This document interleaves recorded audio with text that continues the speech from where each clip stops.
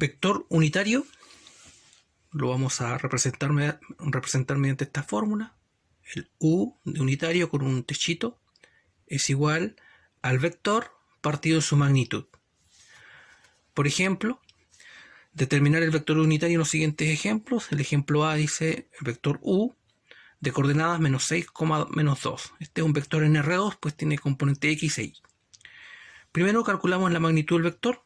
Recordemos que es la raíz cuadrada de las componentes respectivas al cuadrado. Aquí va un 2, menos 6 al cuadrado, más menos 2 al cuadrado. Esto nos da 36 más 4, raíz de 40. Podemos descomponer la raíz y nos da 2 raíz de 10.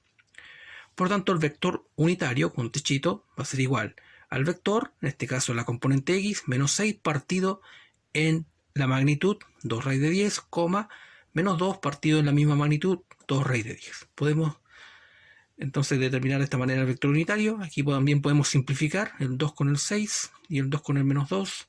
Nos da menos 3 partido en raíz de 10, menos 1 partido en raíz de 10. Por lo tanto, esta vendría siendo la respuesta del vector unitario del ejemplo A. Ejemplo B. Tenemos el vector V de coordenadas menos 5, 4, menos 6. En este caso un vector en R3, pues tiene componentes X y Z. Primero entonces determinamos la magnitud del vector, es decir, cada componente al cuadrado, y la sumamos bajo raíz. Menos 5 al cuadrado, más 4 al cuadrado, más menos 6 al cuadrado. Esto nos da raíz de 77. Posteriormente determinamos el vector unitario. V con techito es igual a la componente X partido en la magnitud, la componente Y partido en su magnitud, la componente Z partido en la magnitud. Por lo tanto, este es entonces el vector unitario del ejemplo B. Ejemplo C, el vector U de coordenadas 1, menos 3, un vector en R2. Por lo tanto, seguimos el procedimiento. Determinamos la magnitud del vector U, componente X al cuadrado más la componente Y al cuadrado nos da raíz de 10. Por tanto, el vector unitario, U con techito, es igual a componente X partido en la magnitud, componente Y partido en su magnitud. Otro ejemplo, ejemplo D, tenemos el vector N de coordenadas menos 1, menos 1, menos 5. N,